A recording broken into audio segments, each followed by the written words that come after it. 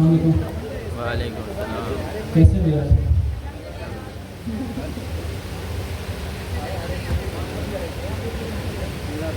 अच्छा, आगे बढ़ने से पहले आज का टॉपिक सबको बताना। Custom runner prompt engineer. Custom runner बोला था आपने बोला तो था।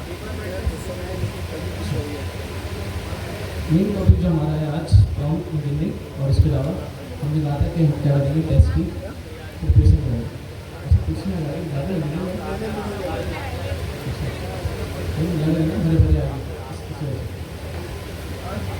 ठीक है। तो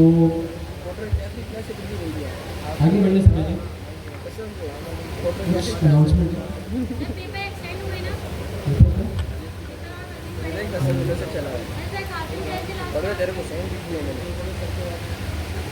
वैसे एक्सटेंड हुए क्लास में आके फिर सबको ज़्यादा मिली,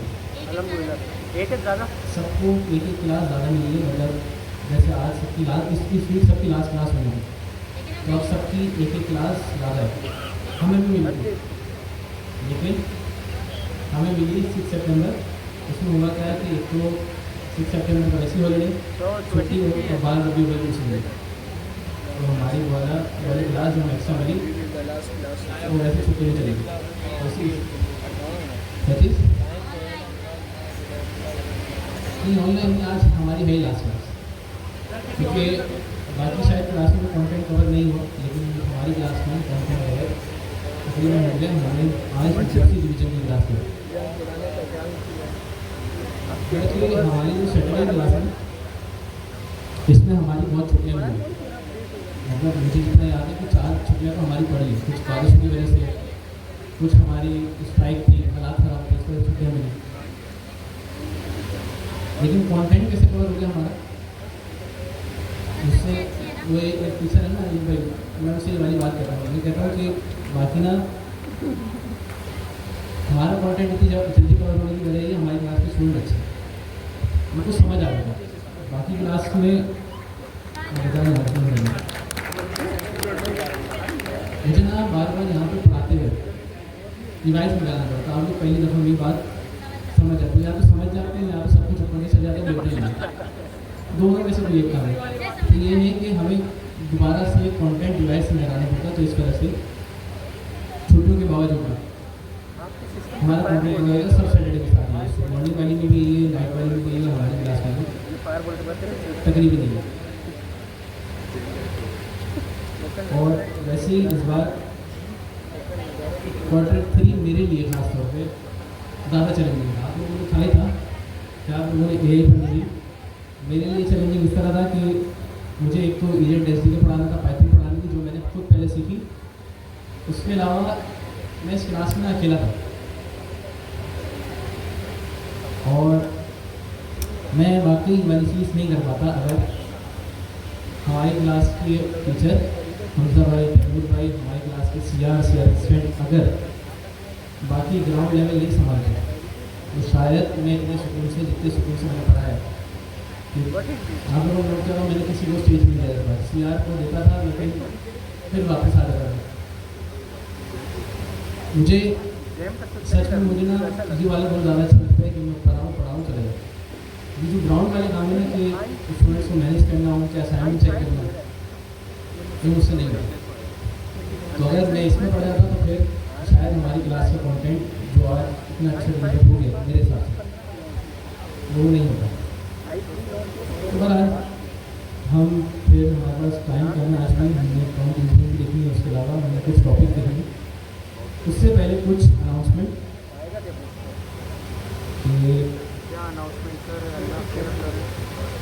अब तक देखें, आपका जो कोर्स चल रहा था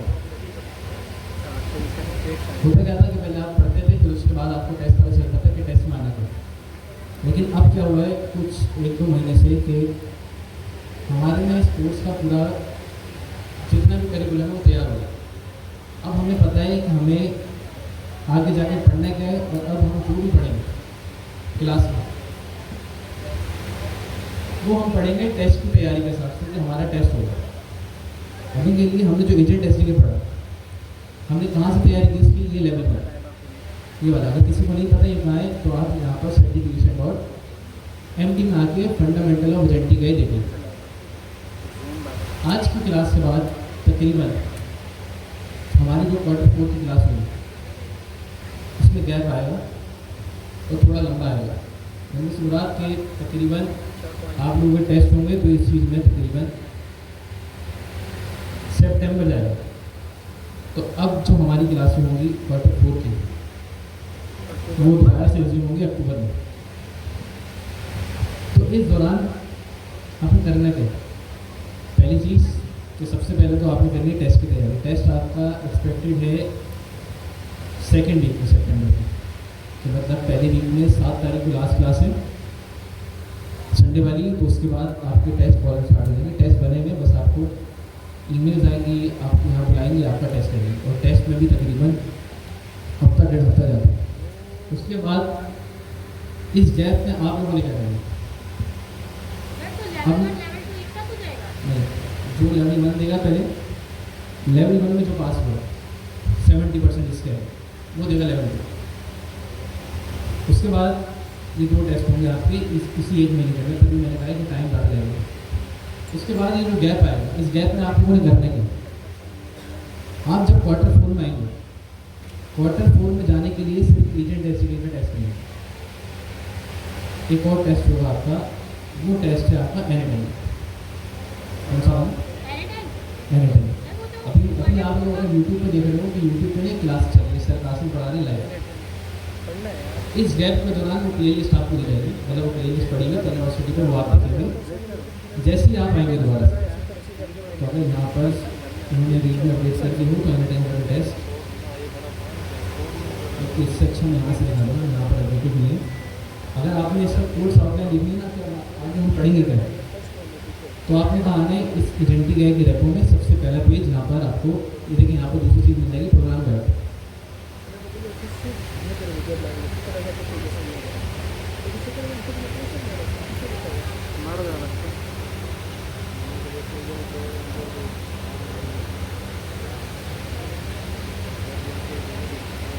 ठीक है, तो अगर आप थोड़ा सा नीचे आए तो सबसे पहले जो हमारा एग्जाम है यहाँ पर क्या है? Prompt engineering. आप लोगों ने देखा होगा आज में बड़े सवाल कर रहे थे, ग्रुपों में चल रहा था कि प्रॉम्प्ट इंजीनियरिंग हमारे लिए, पीआईएसी वालों के लिए, अभी के लिए पीआईएसी वालों के लिए, लेकिन आगे जाके ये वाला टेस्ट आप लोग भी देंगे। तो प्रॉम्प्ट इंजीनियरिंग आज हम पढ़ेंगे और उसके अलावा ये वाला टेस्ट जो मैं कह रहा हूँ जब आप क्वार्टर 4 में वापस आएंगे।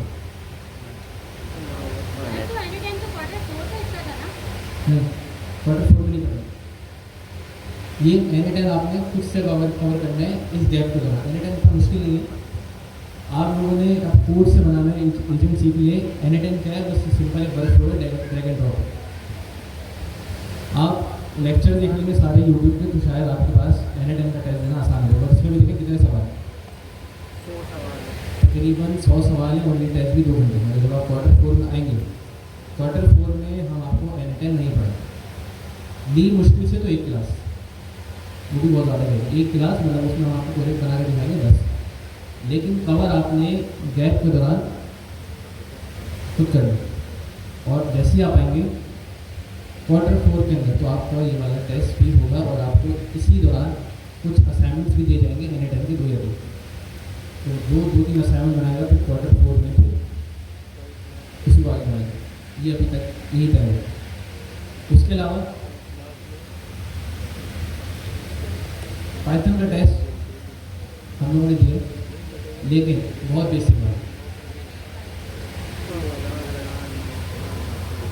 बहुत बेसिक, मतलब आपका जो विक्रम हुआ था ना अभी जो हमने एग्जाम दिया था, उसके अलावा जो हमने पाइथन पढ़ी, पाइथन कौन सी वाली पढ़ी? एडवांस पढ़ी। उसमें कितने टॉपिक्स थे जो आप लोगों ने शायद टेस्ट में देखे भी नहीं। तो अभी जो आपका पाइथन का टेस्ट अगर हुआ, मेरे ख्याल में नहीं होगा, लेकिन अगर हुआ तो फिर आपका एडवांस पाइथन का भी टेस्ट हो। बाकी सारी चीज़ें यहाँ पर फंडामेंटल ऑफ एजेंटी के आप अभी दे देंगे। इसके अलावा यहाँ पर अगला टेस्ट है, ये लेवल 2 है शायद, ये भी आप लोग अभी देंगे। ये 2 टेस्ट तो आपके भी हो जाएंगे। इसके बाद जो हमारा अगला क्वार्टर 4 है वो है एमसीक्यू। क्वार्टर 4 जो हमारा स्टार्ट होगा वो स्टार्ट किससे होगा? एमसीपी से। और Q4 के अंदर हम दो चीज़ें पढ़ेंगे, एक तो एमसीपी, उसके अलावा ये बिल्डिंग इफेक्टिव एजेंट। तो आपकी Q4 के अंदर दो एग्जाम है।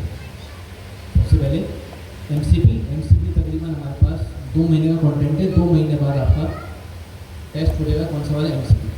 अभी Q4 में ही होंगे, हम यहाँ पर पढ़ाई स्टार्ट करेंगे कौन सी? Building effective agent. अभी तक क्वार्टर अभी भी हार्ड है एजेंट एसडी के। अभी भी अगर कोई पढ़ रहा है उसको पता चल रहा होगा कि बाकी कितनी सारी चीज़ें हैं। अगर आप टेस्ट देंगे तो आपको बाकी पता भी चलेगा, लेकिन आगे की पढ़ाई इससे बहुत ज़्यादा हार्ड है।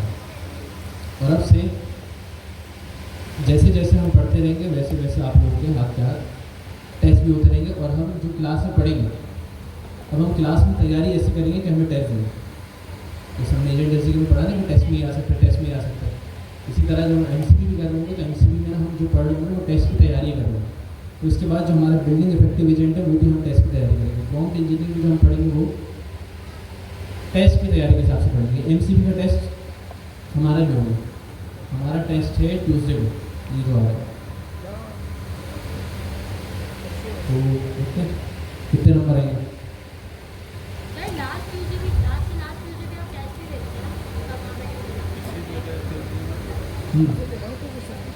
लेवल 2 है, वो बहुत पहली बात है, 3-4 हफ्ते हो गए वो लेवल 2 है। इसके अलावा अभी जो देना है ट्यूसडे वाले दिन वो है एमसीपी।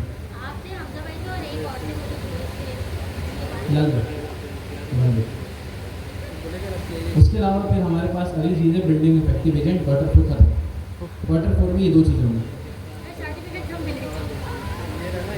अच्छा, एक और चीज़ ये बताना चाहिए नहीं, लेकिन कोर्स में भाई अभी भी आप लोग 6-8 महीने हैं।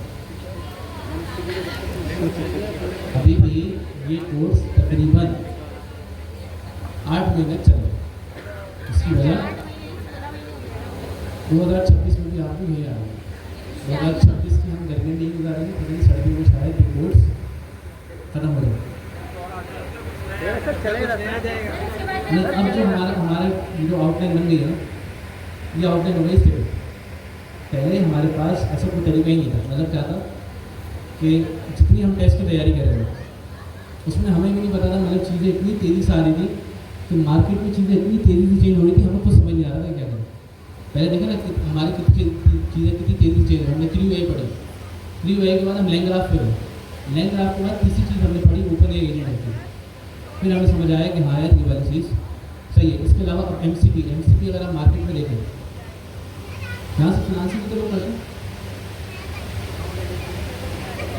अगर आप लोग फाइबर अपर पे जाके देखें कभी NA10 और एमसीपी, ये दो चीज़ें, इसका मार्केट में इतना काम है, लोगों के ऑर्डर क्यों उसमें लगे। अगर आप लोग सिर्फ अभी तक वैसे तो कर लेनी चाहिए, तो मेरी वाली चीज़ नहीं बोलता कि आप NA10 करके पैसे कमाना शुरू कर दें, क्योंकि अगर अभी तक आपको करना होता तो आपके पास जो स्किल्स हैं, नेक्स्ट वेबसाइट आपको बनाना आती है, बस आप एक चीज़ हमारा खा रहे हैं, आप शुरू नहीं करें। अगर आप शुरू कर दें तो आप देखेंगे मार्केट में कि इंडस्ट्री में काम है। और एक चीज़ मेरे शायद मेरी तरफ से गलत कम्युनिकेट हो गया या आप लोगों ने गलत समझ लिया, मुझे उस मेरे स्टूडेंट मेरा सलाह करने पता नहीं वो कहाँ बैठे हैं, वो NAD में पढ़ रहे हैं। उनका NAD की टाइमिंग है सुबह 8 से 5, मतलब वो सिर्फ पढ़ रहे हैं। उन्होंने सलानी में एडमिशन ले लिया। मैंने उनसे पूछा क्यों लिया भाई, वो कह रहे थे कि सीख जाऊँगा। मैंने बोला कुछ शुरू क्यों नहीं कर रहे। वो कह रहे हैं हमें जॉब की टाइमिंग नहीं मिलेगी, मतलब 8 से 5 उनकी NAD यूनिवर्सिटी है, उस टाइम पे कोई यूनिवर्सिटी मिलेगी नहीं। तो मैंने उनको कहा कि फिनांसिंग स्टार्ट करना। उन्होंने मुझे आगे से कहा कि सर आपने कहा पहले जॉब करें, लेकिन मैंने जॉब कहा है सही है, जॉब करें। जॉब किसके लिए करें, एक्सपीरियंस के लिए। लेकिन अगर जॉब नहीं मिली तो ऐसा तो नहीं है ना कि आप बिल्कुल ही बैठे रहेंगे। मतलब आपकी अगर यूनिवर्सिटी की टाइमिंग है तो क्या 4 साल आप कुछ भी नहीं करेंगे, जॉब आपको मिलनी नहीं। फ्रीलांसिंग बोले कि सर ने बोले कि बनाना नहीं है, ऐसा तो नहीं है। मतलब अल्टरनेट में आप कुछ ना कुछ तो करेंगे। तो अगर आप जॉब नहीं कर रहे तो कम से कम किसी के साथ, मतलब ऐसे बहुत सारे काम होते हैं कि कोई आप फ्रीलांसिंग कर रहे हो, आप उसके साथ क्या करें, काम स्टार्ट कर दें। मतलब वो काम बोले आपको दे, आप क्या करें, एक तरह जॉब अपनी बना लें। इसी तरह आप खुद से भी चाहे तो 7 घंटे आपके पास नहीं है, उस टाइम पे क्या करें? तो फ्रीलांसिंग ये सारी चीज़ें करें, प्रोफाइल बनाएं अपनी, इंडस्ट्री में आए, लेकिन पहली प्रायोरिटी क्या रखें आप हमेशा अपनी जॉब। क्यों? क्योंकि जॉब पे जाने से क्या है, आपको एक्सपीरियंस मिलेगा, लेकिन जॉब वाली चीज़ ना आप उस फैक्टर में रखें वेब वाली। अगर आप मंच सेक पे जा रहे हैं, नेक्स्ट जेस पे जा रहे हैं, तब आपके लिए इंडस्ट्री बेटर है। अभी जो चीज़ हम पढ़ रहे हैं ये शायद पाकिस्तानी मार्केट में अभी तक इन है भी नहीं। आप किसी को बोलेंगे तो वो बोलेगा, वही आपको पुरानी चीज़ें बोलेगा कि आपके पास AI की वो ML की स्किल होनी चाहिए, आपको डीप लर्निंग आनी चाहिए। अभी जो हम स्किल पढ़ रहे हैं वो वाली है कि आप इंटरनेशनल मार्केट में इसकी डिमांड है, आप सीखें, प्रोफाइल बनाएं, काम किस तरह लाना है और आपको डिलीवर करना है। अभी हम उस रेस में, और इसकी अभी डिमांड ज़्यादा है तो इसके पैसे भी अच्छे हैं। तो लाजमी नहीं है कि आप सिर्फ जॉब की तरफ जाएँ, अगर कुछ नहीं हो रहा तो आप किसकी तरफ आ जाए, आप फ्रीलांसिंग भी कर सकते हैं, लिंक्डइन पे भी जाए, उसके अलावा लिंक्डइन में प्रोफाइल बनाएं, ट्विटर पे पोस्टिंग करें, फाइवर पे जाएँ, अपवर्क पे जाएँ, काम मिलेगा। अगर नहीं भी मिल रहा तो प्रोफाइल तो बनाएं, प्रोफाइल नहीं बना रहे तो उससे तो काम मिलेगा ही नहीं, लेकिन अगर प्रोफाइल बना ली कुछ ना कुछ तो काम आएगा। मतलब ज़्यादा से ज़्यादा 2 महीने में काम आ जाए, 3 महीने में आ जाए, 4 महीने में आ जाए, 6 महीने में आ जाए, आएगा तो सही। अभी जो हम काम कर रहे हैं 6 महीने में तो कुछ आ ही नहीं रहा। तो प्रोफाइल बना लें, प्रोफाइल जब आप बना लेंगे, जब आप स्टार्ट कर लेंगे, आप साथ साथ खुद से चीज़ें सीखें। स्पोर्ट्स में आएगा तो कुछ आता था, मतलब अभी भले स्पोर्ट्स से कुछ भी नहीं कमाया आपने, मुझसे बताते पहले कुछ भी नहीं कमाया, लेकिन वेबसाइट बनानी आती थी, पाइथन समझ आती थी, नहीं आती थी, कुछ ना कुछ तो सीखा। इसी तरह अगर आप फ्रीलांसिंग में भी कूदेंगे, अभी भले आपको फ्रीलांसिंग की ABCD भी नहीं पता, लेकिन जब आएंगे, सीखेंगे, अप्लाई करेंगे चीज़ें, आप सीख जाएंगे। हर चीज़ का स्टार्ट हमेशा 0 से होता है, तो हर ये करें। उसके अलावा क्वार्टर 4 का हमने आपको बता दिया कि हमारे पास बिल्डिंग इफेक्टिव एजेंट और इसके अलावा दूसरी चीज़ हमारी MCQ। अगली चीज़ हमारी है एजेंटिक वेब। अगर इसकी चीज़ें स्टेबल हो गई, कंटेंट तैयार हो गया तो एजेंटिक वेब, वरना एजेंटिक वेब पर कर देगा फिलहाल इसके। आखिरी मॉड्यूल जिसका सबको इंतजार है, मुझे तो है, अगर मैं तब तक रहा तो मुझे कम से कम पढ़ाने से ज़्यादा पढ़ने में बड़ा मज़ा आएगा। Professional agent native cloud development and deployment,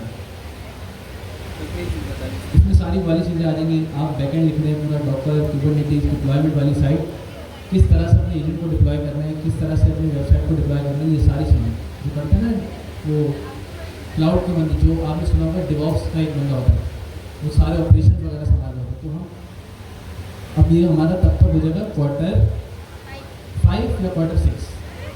अगर क्वार्टर 6 हुआ तो इसका मतलब हमने क्वार्टर 5 में पढ़ा है एजेंटिक वेब, लेकिन अगर क्वार्टर 6 क्वार्टर 5 हुआ तो एजेंटिक वेब हमने कर दिया फिलहाल इसके इस चीज़ के अंदर। अभी के लिए अगर मैं आपको बताऊँ, ये क्वार्टर 1 महीना सितंबर, क्वार्टर 4 कम से कम मुझे लगता है 4 से 5 महीने। फिर अगर हम इसका 4 महीने इसके बाद, अभी भी 8 महीने तक हम यहाँ पर हैं, लेकिन बराए मेहरबानी 8 महीने तक भाई ये इस कोर्स को देख के, आउटलाइन को देख के एक्साइटेड हो जाना। 8 महीने में भी सारी चीज़ें सीखेंगे, लेकिन जो सीखा है, जो इतनी मेहनत से, कितना टाइम हो गया हम यहाँ पे, 2 साल हो जाएंगे ना फैक्ट्री, नहीं अगले फैक्ट्री 2 साल हो जाएंगे ना, 1.5 साल हो गया ना। तो अगले 8 महीने देखने के बजाय उसने 1.5 साल में जो सीखा है उसको अप्लाई करें, चीज़ें सीखें, अप्लाई करते रहेंगे। मतलब इस तरह से आप पढ़ते रहेंगे ना, नहीं सीखेंगे। कोडिंग के अंदर जितना आप प्रैक्टिकल काम करेंगे उतनी चीज़ आप सीखेंगे। तो अगर आप किसी को सोल्यूशन बना के दे रहे हैं, ये सारी चीज़ें, उससे फ़ायदा ये होगा कि आप सीखेंगे भी। दूसरी चीज़ आपको ये चीज़ क्या है, पैसे भी कमाएंगे। तो ज़ाहिर है पैसे कमाने के लिए तो पढ़ लें, आपने क्यों आए थे? गवर्नर हाउस का नाम तो सुन के नहीं है ना? $5,000 क्या सुन के आए थे? $5,000 $50,000 $5,000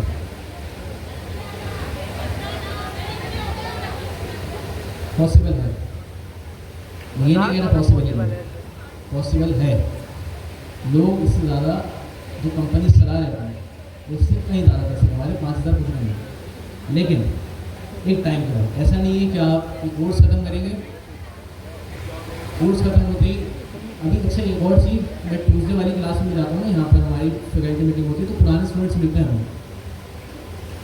इस क्लास में तो किसी ने नहीं पूछा, लेकिन बाकी क्लास वाले पता क्या पूछते कि सर्टिफिकेट कब मिलेगा, सर्टिफिकेट मिले तो हम कहीं जॉब के लिए अप्लाई करेंगे।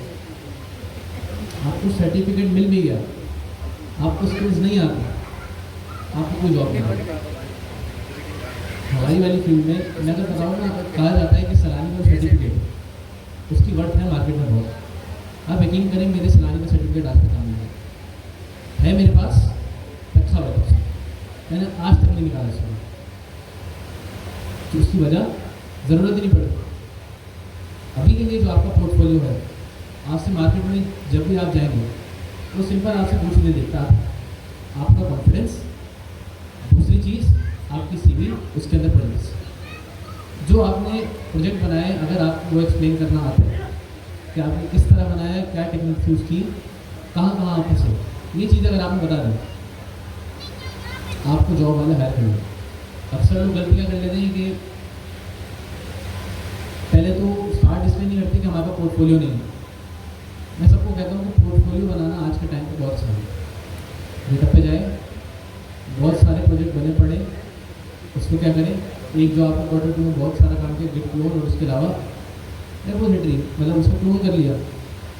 क्लोन करने के बाद उस कोड को समझें, उस कोड को समझें, उसके अंदर चेंजिंग करें। ऐसा नहीं है बिल्कुल कॉपी पेस्ट नहीं करना, उसको समझें कि काम किस तरह हुआ, फिर उसको अपने पोर्टफोलियो में रखें।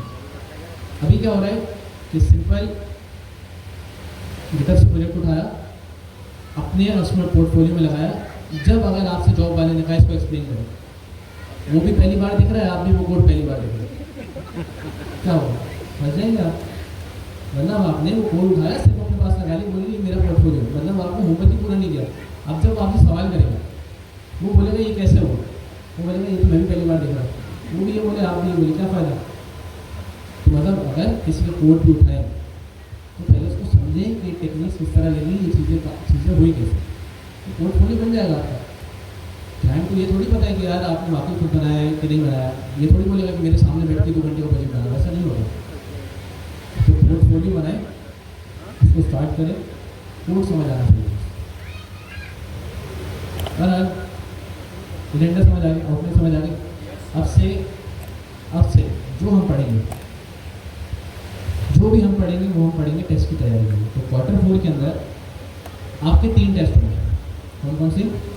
सबसे पहले NA10, उसके अंदर कितने सवाल हैं? 100। उसके अलावा आपका अगला टेस्ट है MCP। MCP के अंदर कितने सवाल हैं? तकरीबन उसमें भी 100 ही हैं।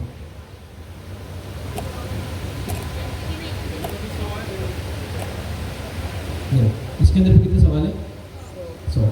अगला टेस्ट है आपका विंड इफेक्टिविटी, ये है 3 घंटे का, और इसके अंदर कितने सवाल हैं? 20।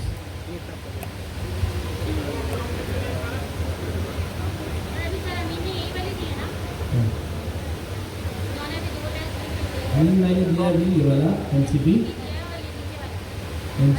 और उसके अलावा प्रॉम्प्ट इंटरव्यू, और अभी भाई का नाम से बहुत अच्छे नंबर आ रहा है। ऐसा ना कि फैकल्टी में किसी अच्छे नंबर आया तो वो दूसरे पे भी प्रेशर आया। मुझे नंबर पता कितना MCP 100 में से तकरीबन 89, तकरीबन उनके सिर्फ 11 सवाल ही बना, और मैंने बस वो आए और उन्होंने टेस्ट दिया, उन्होंने अच्छा पढ़ा, एक ही दिन में शायद रिविजन किया। कॉन्सेप्ट ये वाले बैटिंग वाले काफ़ी स्ट्रॉन्ग, क्योंकि वो इन्हीं चीज़ों पर काम कर रहे थे, नेटवर्किंग की साइड पर।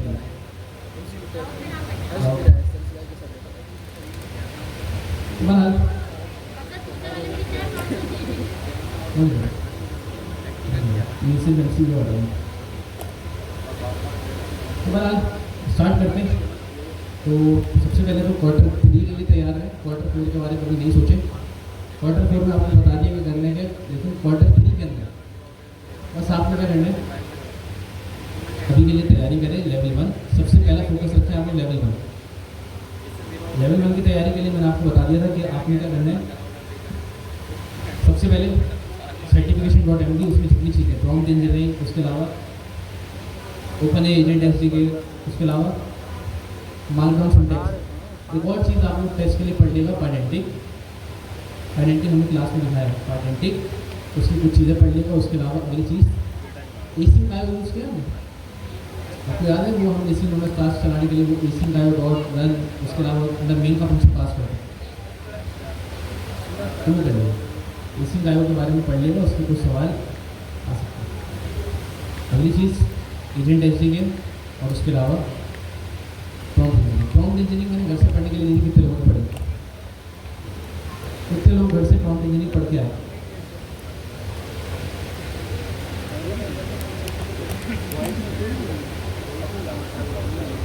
ये क्या था पहले ये तो बताएं, प्रॉम्प्ट इंजीनियरिंग मैंने कहाँ से पढ़ने के लिए दी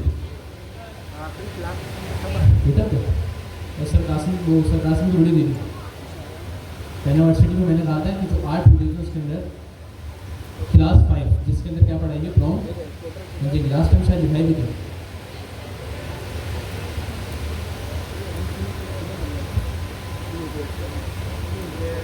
तो अगर आप यूट्यूब पर आके सीधे सर्च करेंगे पेन यूनिवर्सिटी, मेरा पेन यूनिवर्सिटी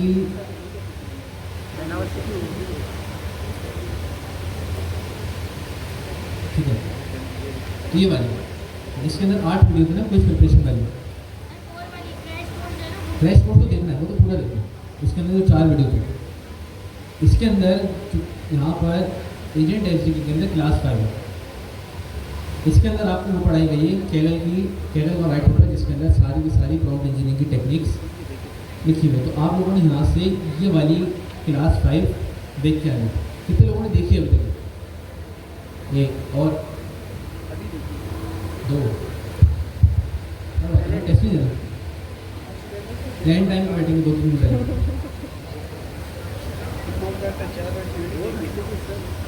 अभी से डिस्क्लेमर ले लें, पढ़ना शुरू कर दें। अगर आप सोच रहे हैं कि एंड के 2-3 दिन में बैठूंगा, ये वाला एग्ज़ाम है कि जैसे बोर्ड में करते थे 1-2 दिन पहले बैठते थे भाई पास होकर निकलते थे, ऐसा सीन नहीं।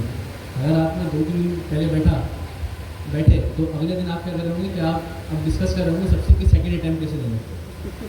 क्योंकि पहले अटैम्प्ट में अगर आप 1-2 दिन पहले बैठे, मैंने नहीं ख्याल कि आप करते हैं कि अगर आपने प्रैक्टिस नहीं की, ये टेस्ट वैसा है ही नहीं कि आप सारे डॉक्यूमेंटेशन पढ़ लें, सारी चीज़ें पढ़ लें और आप टेस्ट दें। टेस्ट के अंदर एक और चीज़ कि मैं ChatGPT से आप भले जितने भी सवाल बनाए वो टेस्ट में लगेंगे नहीं, क्योंकि सर ने ChatGPT वाला सवाल डाला है। सर जिया ने जो सवाल बनाया वो बनाया सिनेरियो बेस्ड, ChatGPT की मदद ली है, लेकिन ज़्यादातर जो सवाल है वो कौन सी फॉर्म में सिनेरियो में। मैंने लास्ट टाइम वो प्रैक्टिस कराई थी कि अगर ये हो तो अगर मिसाल के तौर पर क्या क्या पढ़ा था, 2 चॉइस पढ़ा था, 2 बिहेवियर पढ़ा था, कि अगर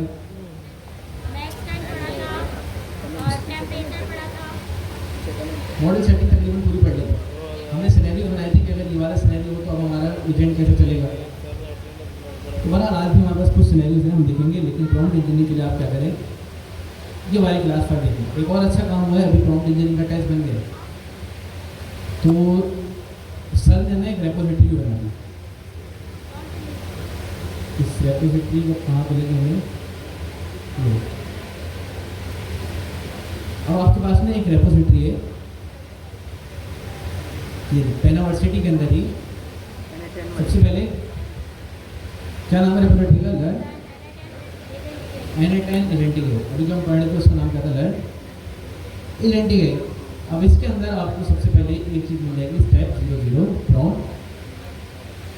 प्रॉम्प्ट इंजीनियरिंग। मेरा सबसे पहली चीज़ अगर आप इसको भी पढ़ लें तो आपको कम से कम प्रॉम्प्ट इंजीनियरिंग वाली चीज़ थोड़ी बेहतर हो जाएगी कि आप क्या कर सकते हैं, टेस्ट निकालने के लिए। प्रॉम्प्ट इंजीनियरिंग सिंपल जबान में अगर हम कहें कि एजेंट से बात करने का तरीका, जितना अच्छा हम उसको प्रॉम्प्ट देंगे उतना अच्छा वो हमें अपनी तरफ से क्या देगा, आउटपुट। अभी तक हम अपनी तरफ से प्रॉम्प्ट देते हैं काफ़ी सारे, बस हमें क्या है, हमें पता नहीं है ये वाली प्रॉम्प्टिंग कौन सी कराती है। मिसाल के तौर पे अगर मैं आपको मिसाल दूँ कि हम सबसे पहले जब हम एजेंट बनाते तो उसको कहते थे URL, क्या कहते थे, हेल्पफुल असिस्टेंट। ये लाइन हम पहली क्लास से गाते हुए आ रहे हैं। हर क्लास में जब हम एक कोई भी इवेंट बनाते हैं उसको क्या कहते हैं, you are a helpful assistant. इस वाली प्रॉम्प्ट इंजीनियरिंग की टेक्निक को क्या कहेंगे, ये आप लोगों को शायद नहीं पता। अगर सिंपल जबान में इसको समझे, हम क्या कह रहे हैं, युवा आप क्या हो, एक हेल्पफुल असिस्टेंट। हमने उसको रोल असाइन कर दिया। हमने क्वार्टर 2 में शायद जब हम सर बिलाल यहाँ पे वो कुछ चीज़ें करवाते थे, उसको क्या करते थे, मतलब कोई सवाल करने से पहले उसको एक रोल असाइन करते थे। क्या आप क्या हो, सीनियर सॉफ्टवेयर इंजीनियर हो, आप क्या हो, सैनिटी के मास्टर हो। इससे होता क्या था, अब जो वो जवाब देगा वो क्या करेगा, उसके पास क्या आ गया, कॉन्टेक्स्ट आ गया। अब वो उसी कॉन्टेक्स्ट की बिहाफ पे क्या देगा, जवाब देगा। अब इस प्रॉम्प्ट इंजीनियरिंग को कहते क्या है, ये शायद सवाल आ सकता है। तो अभी के लिए हम यहाँ पर कुछ चीज़ें देख लेते हैं। यहाँ पर डॉक्यूमेंटेशन बहुत अच्छी बना दी उन्होंने। अगर हम सबसे पहले देख लें कि प्रॉम्प्ट इंजीनियरिंग क्या है, the art of science of crafting instruction that guide AI models to produce desire output. क्या मतलब हो, हम प्रॉम्प्ट इंजीनियरिंग क्या है, हम इसको क्या देते हैं, इंस्ट्रक्शन देते हैं, और जितना अच्छा हम प्रॉम्प्ट देंगे उतना अच्छा हमें हमारे एलएलएम से क्या मिलेगा, डिजायर आउटपुट मिलेगा।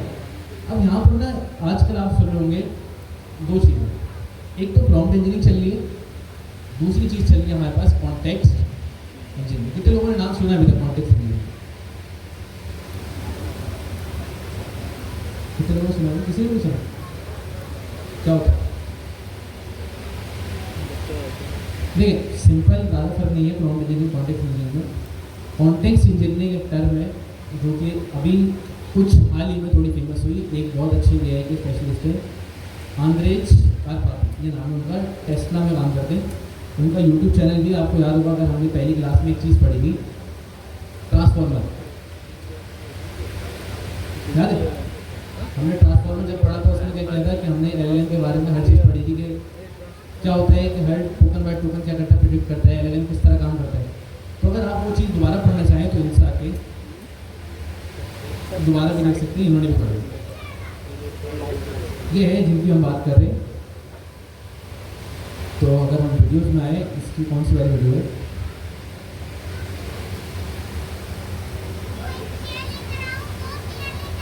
ये रहा। अगर आप ये वाली वीडियो देख लेना तो इसमें आपको थोड़ा सा कॉन्सेप्ट क्लियर हो जाए कि हमारे पास एलएलएम काम किस तरह कर रहे हैं, किस तरह हर टोकन के बाद दूसरा टोकन क्या होता है, प्रिडिक्ट कर रहा होता है, ट्रांसफॉर्मर्स क्या होते हैं, वो आपको इस वीडियोस में अच्छी डिटेल में देखने को मिलेगा। ये बंदा है जिसने क्या करा भाई, एक जो हमारी टर्म मशहूर की, वो क्या है, कॉन्टेक्स्ट इंजीनियरिंग। अभी है क्या, अच्छा आता हूँ वाला से।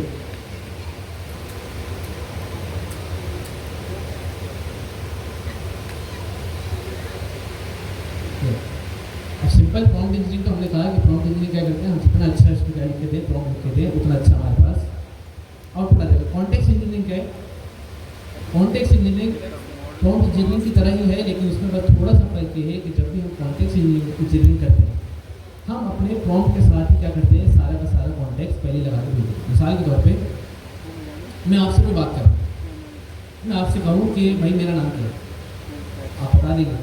लेकिन अगर मैं पहली दफ़ा आपसे बात कर रहा हूँ, मैं वो सवाल पूछने से पहले अगर आपको कॉन्टेक्स्ट दे दूँ, आपको पहले बता दूँ आप जिससे बात कर रहे हैं उसका नाम क्या है, अली। अब अगर मैं आपसे सवाल पूछूँ, हमने उसी प्रॉम्प्ट के अंदर क्या कर दिया, आपको वो वाली चीज़ पहले से ही बता दूँ, ये वाली चीज़ क्या कहलाती है, बस कॉन्टेक्स्ट इंजीनियरिंग। हमने क्या किया, सवाल पूछा, लेकिन सवाल के अंदर ही, उसी सवाल के अंदर हमने क्या बता दिया इसको, सबसे पहले कॉन्टेक्स्ट। ये वाली चीज़ हमने अभी जो एजेंट एसडीके में पढ़ी, किस तरह अचीव की थी, हम सिस्टम प्रॉम्प्ट देते थे, सिस्टम प्रॉम्प्ट देते हैं। सिस्टम प्रॉम्प्ट देने से क्या हुआ, अब एलएलएम को पता है कि इससे बात क्या करनी है। उसी के अलावा हमने एक कॉन्टेक्स्ट अलग से भी पढ़ा, उस कॉन्टेक्स्ट में क्या होता है,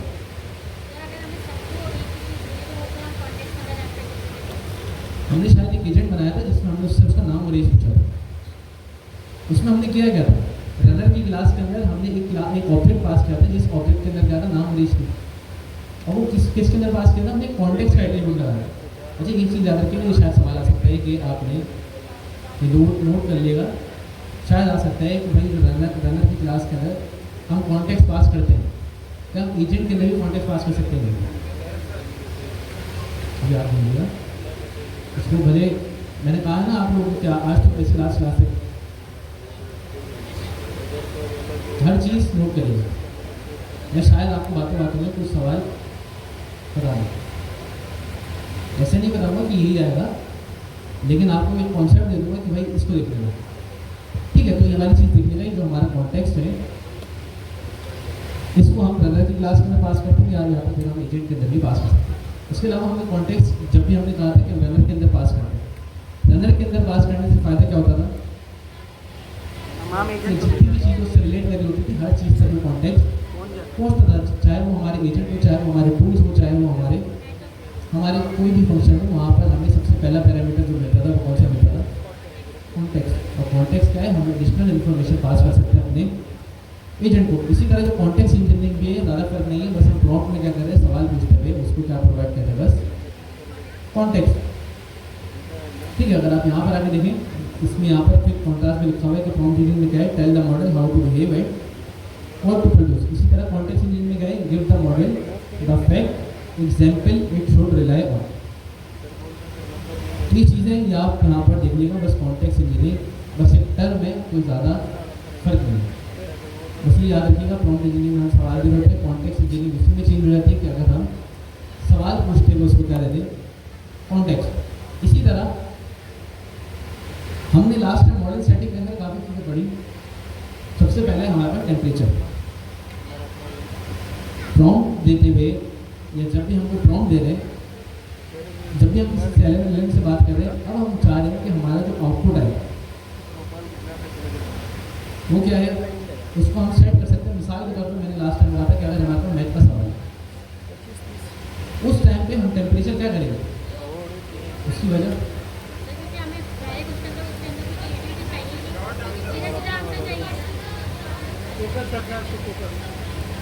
मेरी मैथ की प्रॉब्लम है। मैं तो नहीं चाहूँगा कि मेरे पास कोई ऐसा इसका जो आउटपुट आए वो बहुत ज़्यादा भाई हमारे पास क्रिएटिव आए। मैं क्या कहूँगा, सिंपल एक कंसाइज सा आंसर आता है मेरे पास, जो कि भाई 2 + 2 क्या है 4। अब वो ये ना कहे कि मुझे भाई ये पहले ये काम हुआ, फिर 2 + 2 पूरी गाइड ना बताए, बस मुझे जो भी आउटपुट आए वो सिंपल से मेरे पास आउटपुट दे दे। तो टेम्परेचर के अंदर अगर मैं टेम्परेचर सबसे कम रखूँगा तो मेरा मॉडल क्या होगा, जो मुझे आंसर देगा बड़े कंसाइज देगा। लेकिन अगर मैं टेम्परेचर बिल्कुल पीक पे ले लूँ तो मेरा मॉडल क्या करेगा, क्रिएटिव आंसर देगा। अभी करता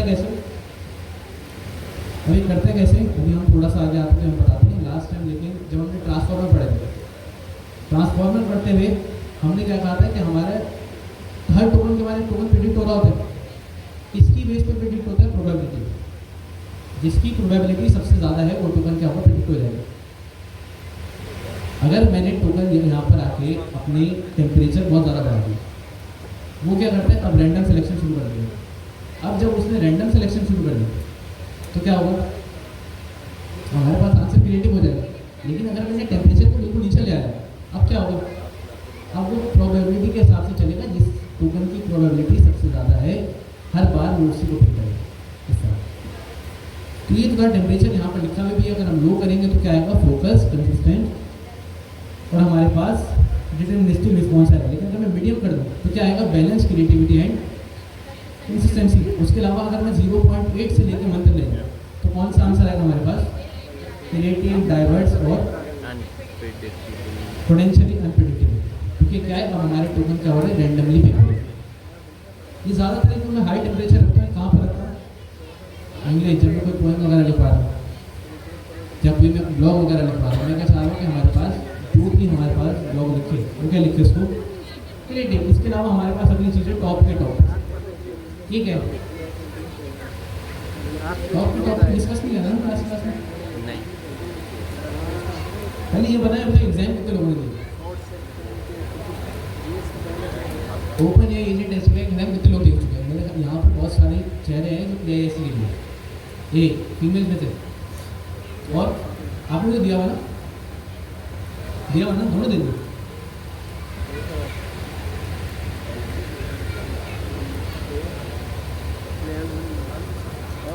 टॉप पे किसको पता क्या होता है, आइडिया होगा।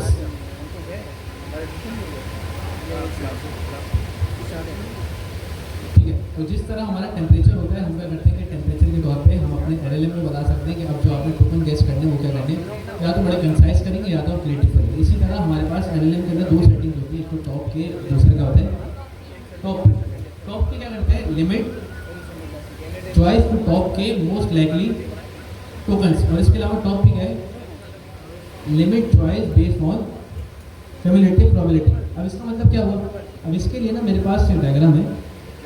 तो अगर हम सबसे पहले टॉप पी पर आए, अगर हम टॉप पी पर आए, ये क्या है हमारे पास टॉप पी। मैंने क्या कहा, हमारा जो LLM हमारे टोकन गेस करता है वो किसके हिसाब से करता है, जिसकी प्रोबेबिलिटी सबसे ज़्यादा हो। मतलब मिसाल के तौर पे अभी जो LLM है, ये देखिए हमारे पास टोकन पड़े हैं, यहाँ पर मैट, रूफ, टेबल, ट्री बना रहे। सबसे ज़्यादा प्रोबेबिलिटी किसकी है, 0.50 किसकी है, मैट की। तो सबसे ज़्यादा जो टोकन पिक होने के चांस है वो किसके, मैट के। उसके बाद दूसरे नंबर पे किसके, रूफ के 0.50। उसके बाद टेबल। अगर मैं टेम्परेचर बिल्कुल नीचे ले जाऊँगा तो क्या होगा, हर बार प्रोबेबिलिटी ये है कि इसी को गैस करें। लेकिन अगर मैं क्या करूँ, टेम्परेचर बिल्कुल हाई कर दूँ, मैंने क्या कहा अभी किस पे चले जाते हैं, रैंडमनेस की तरफ, रैंडमनेस की तरफ गया।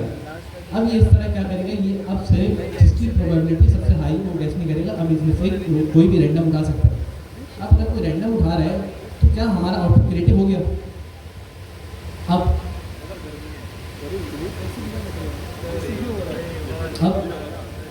सबसे पहले एक काम करते हैं, टॉप पे से पहले हम देखेंगे टॉप। सबसे पहले हमारे पास टॉप की भी सेम है। LLM हमारा जिस तरह चल रहा है, हमारे LLM ने सबसे ज़्यादा टोकन वही गैस करेगा जिसकी प्रोबेबिलिटी सबसे ज़्यादा है। अब जब भी मैं कोई सवाल पूछता हूँ, हो सकता है हमारे पास 1000 टोकन हो सकता है, अगर 1000 टोकन पड़े हुए जिसमें से उसको गैस करना है, और हर टोकन को क्या होगी, उसकी प्रोबेबिलिटी आसानी होगी। अब मैं क्या चाह रहा हूँ, मैंने क्या किया, एक सेटिंग लगा दी टॉप की मिसाल के तौर पर मैंने दे दिया इसको =3। इसका मतलब क्या हुआ, जब मैंने इसको बता दिया कि टॉप के क्या कर दिया आपने 3, अब क्या करेगा, अब जो इसके पास टोकन है सिर्फ स्टार्टिंग में कितने देखेगा, टॉप के अगर मैंने 3 बता दिया। अब इसने क्या किया, यहाँ पर इसकी प्रोबेबिलिटी में मैंने क्या बता दिया, इसको लिमिट कर दिया। यहाँ पर कहाँ तक देख सकता है, ये सिर्फ 3। अब जब भी हमारा LLM गैस करेगा वो इन्हीं 3 के अंदर से करेगा, इन दो को क्या कर देगा, इग्नोर। अब इसके अंदर वो जाएगा नहीं। ये सेटिंग किस वजह से हुआ है, हमारे टॉप के की वजह से। तो इसने यहाँ पर देखिए लिखा हुआ है कि कौन सा आ गया, मैट, रूफ और टेबल। रिमूव कौन से होगा, फ्री और बना। तो ये सेटिंग क्या की है मैंने, टॉप के =3। तो हमारे LLM के अंदर जितने भी टोकन गैस हो रहे थे वो टोकन बहुत सारे हो सकते हैं। लेकिन अगर मैंने क्या कर दिया, टॉप की सेटिंग में 3 लगा दिया। अब वो क्या करेगा, सिर्फ स्टार्टिंग के कितने टोकन गैस कर सकता है, सिर्फ 3। इसी तरह टॉप पी है, टॉप पी के अंदर क्या है, मिसाल के तौर पे टॉप पी मैंने दे दिया यहाँ पर 0.8।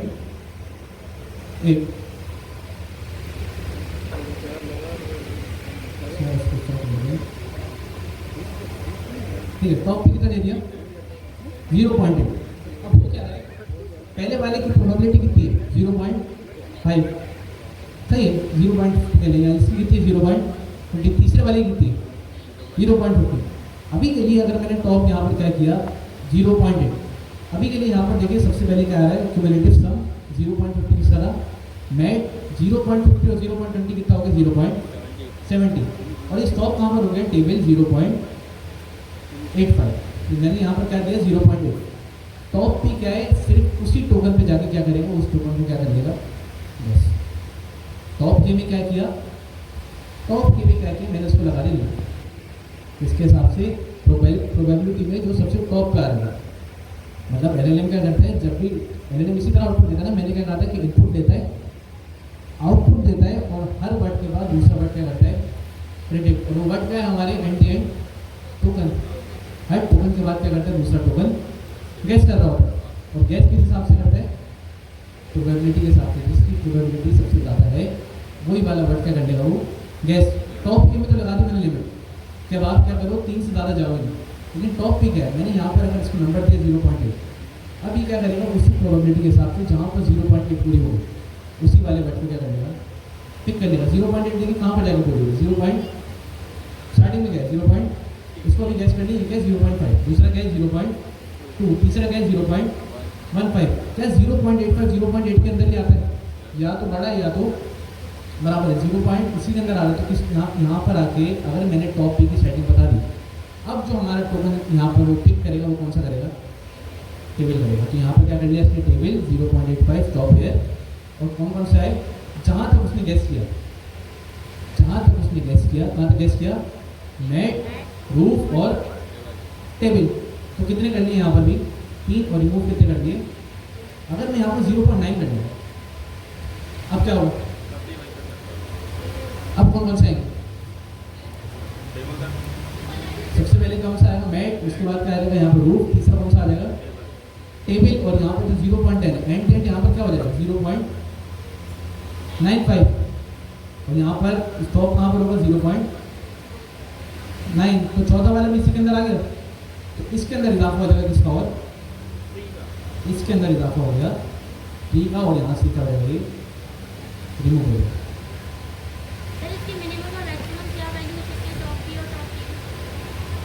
टॉप की तो 100 तक आती है, हाँ, और इसकी परसेंटेज में रहती है, मतलब 1 से लेकर 100 तक। तो बस आपने क्या करना है, टॉप के में क्या है, अगर टॉप के में आप लिमिट लगा सकते हैं कि इससे ज़्यादा ये क्या करे, इसी रेंज के अंदर गैस करें। लेकिन प्रोबेबिलिटी में हम क्या बता रहे हैं कि आप क्या करो, परसेंटेज में बता दिया कि आपने इसी कंसाइज आंसर दे दिया कि आपने कितने ही लिमिटेड टोकन यहाँ पर गैस करने। इससे क्या होता है, हमारे टोकन भी काफ़ी हद तक बचते हैं। मतलब अगर मिसाल के तौर पर यहाँ पर 1000 टोकन आ रहे हैं, हमने लिमिट कर दिया, अब अगर लिमिट कर दिया तो हमारा आंसर इन 2 सेटिंग्स की वजह से भी काफ़ी कंसाइज आंसर आ सकता है। तो 3 चीज़ें हमने देखी, टेम्परेचर, अगली चीज़ टॉप पी और टॉप की।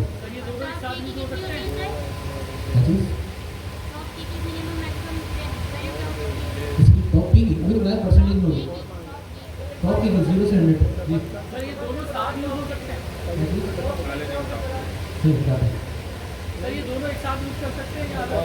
अच्छा, एजेंट डेंसिटी के अंदर सिर्फ सपोर्ट है इसकी, एजेंट डेंसिटी के अंदर टॉप की सपोर्टेड नहीं है, नहीं टॉप की सपोर्टेड है, टॉप की सपोर्टेड नहीं है, उल्टा बोल रहे हैं।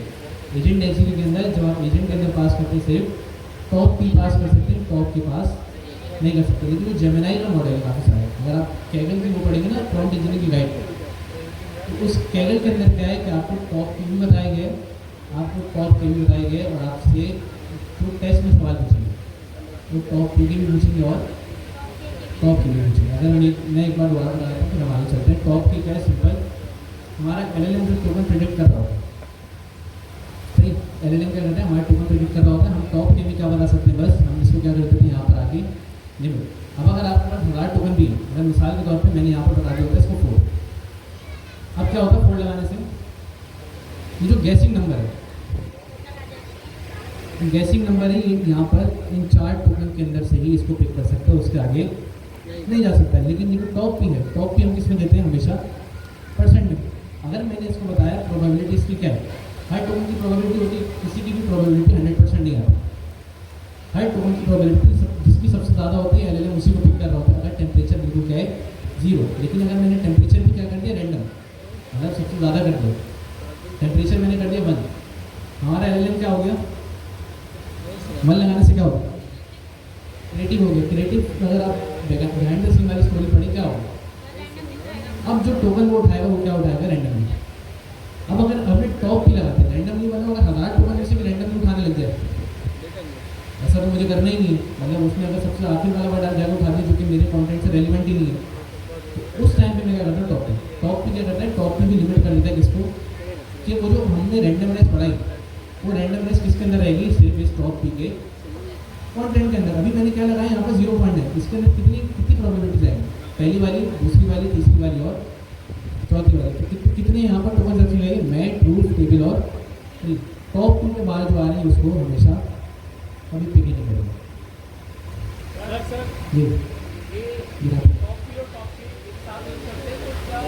टॉप के आप जेमिनाई के साथ यूज कर सकते हैं, दोनों यूज हो सकते हैं। इस वाले में 4 है, इस वाले सिनेरियो में ये डिपेंड करता है आपके टॉप के,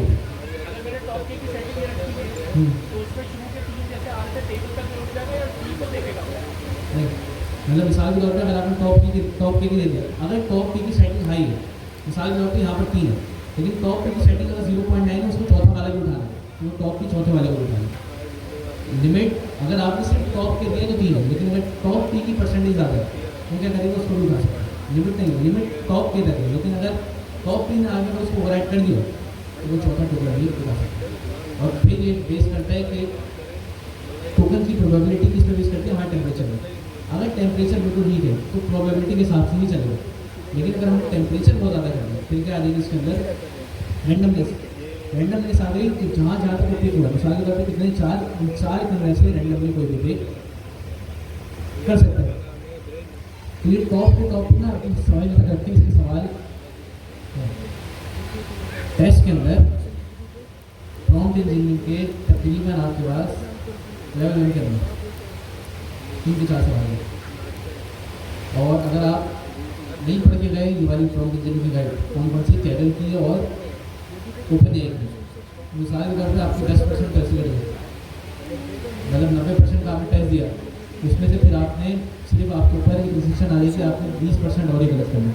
और टेस्ट के पास ही मार्क्स कितने 70 का मतलब अगर 100 सवाल है तो आपको 70 सही करना है। और सवाल कितने लेवल में 50, उसका ख्याल रखिएगा। उसके अलावा हमारे पास है एक प्रॉम्प्ट इंजीनियरिंग के कुछ नाम। सबसे पहले क्या है हमारे पास, zero shot prompting. Zero shot prompting क्या होती है?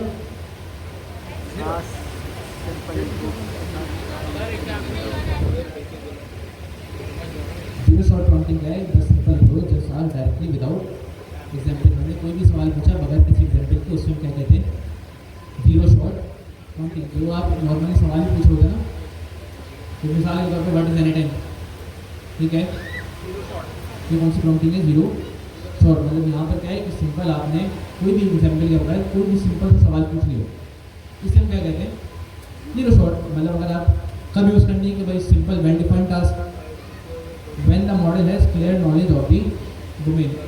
मिसाल के तौर पर मॉडल ट्रेन हुआ है, उसके बाद उसकी नॉलेज है, अगर आप उससे कोई सवाल जाकर पूछें वो आपको उसका जवाब दे देगा। मतलब कोई भी पुरानी बात, अगर आप ओपन एक भी मॉडल देखें, कोई मॉडल 2024 तक कोई मॉडल नया मॉडल आज उनके पास क्या है, उनको लेटेस्ट नॉलेज है, तो क्या दूसरे वाला पॉइंट हमेशा याद रखिएगा, when the model has clear knowledge of the domain. उसके बाद क्या अगली वन शॉट प्रॉम्प्टिंग। ये क्या है? सिंपल के साथ रिस्पॉन्स।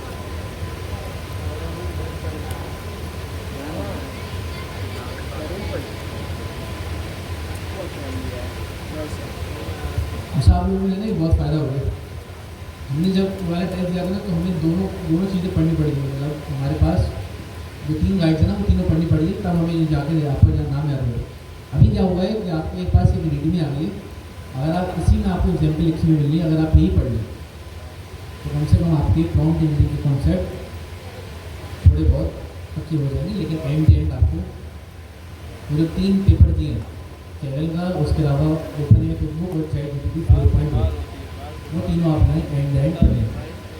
वन शॉट प्रॉम्प्टिंग क्या है? Provide a single example to guide the response format.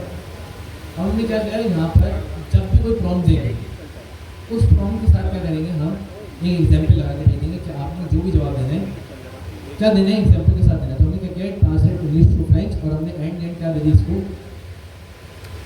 Example क्या दिया है कि भाई इंग्लिश का सवाल आपने ऐसे देना है और फ्रेंच में जो भी आंसर आया आपने इसको इस तरह कन्वर्ट करना है। हम अपने प्रॉम्प्ट के साथ अगर कोई भी क्या दे दें, एग्जाम्पल दे दें, तो उसको हम क्या कहते हैं? One shot prompting. इसके अलावा अगली चीज़ हमारे पास फ्यू शॉट प्रॉम्प्टिंग। इसके अंदर क्या है? Provide multiple example to establish a clear pattern. One shot prompting के अंदर हम कितनी यहाँ पर एग्जाम्पल दे सकते थे? हमेशा एक। लेकिन फ्यू शॉट के अंदर कितनी दे सकते हैं?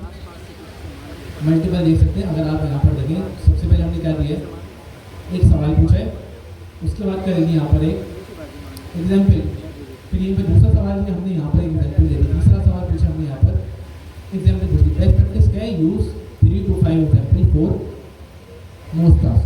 लेकिन वन शॉट प्रॉम्प्टिंग के अंदर क्या होगा, हमेशा हम एक ही एग्जाम्पल देंगे, लेकिन फ्यू शॉट के अंदर हम एक से ज़्यादा दे सकते हैं। 3 to यहाँ पर 5 एग्जाम्पल हम अपने टास्क को अपने प्रॉम्प्ट के अंदर पास कर सकते हैं। सिस्टम प्रॉम्प्टिंग ये कौन बताएगा? ये काम करके आ रहे थे, कब किया था?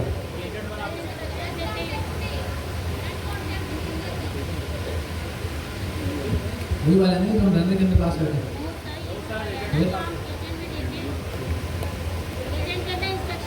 एजेंट के अंदर क्या होता है? इनपुट नहीं होता। एजेंट के अंदर क्या पास करते हैं? इंस्ट्रक्शन। और रनर के अंदर क्या पास करते हैं? इनपुट। इंस्ट्रक्शन जो हम कहते हैं उसको हम दूसरा नाम क्या दे सकते हैं? ये क्या है हमारे पास? System prompt. तो सिस्टम प्रॉम्प्ट क्या है? Set overall context and deliver guidelines. मतलब हमने क्या किया, एक सिस्टम प्रॉम्प्ट दे दी। अब जो हमारा एलएम क्या करेगा, बिहेव करेगा, वो किसकी तरह करेगा? जो हमने क्या किया, सिस्टम प्रॉम्प्ट बता दी। एक सिस्टम प्रॉम्प्ट हम स्टार्टिंग से देते वाले क्या, यूआरएल हेल्पफुल असिस्टेंट। लेकिन मैंने क्या कहा था, कभी भी हम इस तरह से नहीं देंगे। जितना अच्छा हमारा सिस्टम प्रॉम्प्ट होगा उतना अच्छा ही क्या करेगा, हमारा एजेंट एक्ट करेगा। तो यहाँ पर क्या लिखा हुआ है, यूआरएल हेल्पफुल ट्रैवल गाइड। हमने उसको सब कुछ बता दिया। उसके अलावा यहाँ पर 4 पॉइंट्स बता दिए।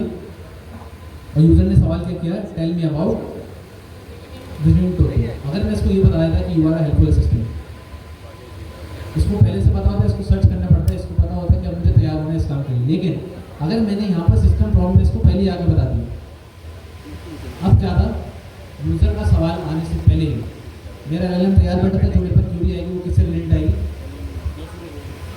किससे रिलेटेड आएगी? हमारे पास ट्रैवल गाइड से रिलेटेड यहाँ पर आएगी। तो इसको हम क्या कहते हैं, सिस्टम रोल प्रॉम्प्टिंग। ठीक है, यूआरएल हेल्पफुल असिस्टेंट। ठीक है, अगर हम स्टार्टिंग से देते वाले एक हम सिस्टम प्रॉम्प्ट में आगे पास करते थे यूआरएल हेल्पफुल असिस्टेंट, क्या साइन कर रहे हैं? रोल असाइन कर रहे हैं। हम क्या कह रहे हैं, आप क्या हुए, हेल्पफुल असिस्टेंट। तो ऐसी वाली अगर हम ऐसा कोई यहाँ पर प्रॉम्प्ट पास करते हैं, इस प्रॉम्प्ट को हम क्या कहते हैं, रोल प्रॉम्प्टिंग। यहाँ पर क्या लिखा हुआ है, act as an experience software architect. एक चीज़ आप अपने काम में भी जब यूज़ करें, मिसाल के तौर पर आप लोग कोड लिखवाते होंगे चैटजीपीटी से बहुत क्या हमारे टोटल कोड ही शायद चैटजीपीटी से लिखवाते हैं, खुद से तो आप शायद नहीं करते। कल में मैंने एक ग्रुप में कोड भेजी थी कि सीनियर डेवलपर क्या कर रहे थे, वो बता रहे थे दूसरों को कि भाई हमारे ज़माने में बगैर चैटजीपीटी की कोडिंग होती थी। तो ज़्यादा पुरानी बात नहीं है, ये 2022 की बात है। 2022 से 2022 तक ऐसी कोडिंग होती थी, चैटजीपीटी का कोई नाम निशान नहीं था। हम इसी तरह कोड कर रहे होते, डॉक्यूमेंटेशन करते थे, सारी चीज़ें। अब तो क्या है कि कोडिंग कैसे हो रही है, चैटजीपीटी। अब तो गूगल पे सर्च ही नहीं करते। वो क्या होता है, चैटजीपीटी में अगर आप देखें कि वेब सर्च टूल, जो सवाल पूछना है वो बटन दबाया, सारे वो क्या करेगा, गूगल पे जाके हर चीज़ ढूंढ के लाएगा। फिर गूगल के अंदर भी आया है थोड़े दिन पहले, अगर आप शायद आपने एक्सप्लोर किया हो कि गूगल AI सर्च है ना, google.com लिखे। अभी के लिए आप गूगल पे भी क्या करते थे, ऐसे ही सर्च करते थे। अब आप गूगल पे भी सर्च, अगर आपने थोड़े स्मार्ट तरीके से करना है, आप सिंपल यहाँ पर google.com करें। यहाँ पर देखिए, यहाँ पर एक चीज़ लिखी है AI मोड। इस AI मोड के अंदर आए। अब आप इससे सवाल पूछें। अब आप मिसाल के तौर पर आपने इससे पूछना है व्हाट इज एनीटाइम।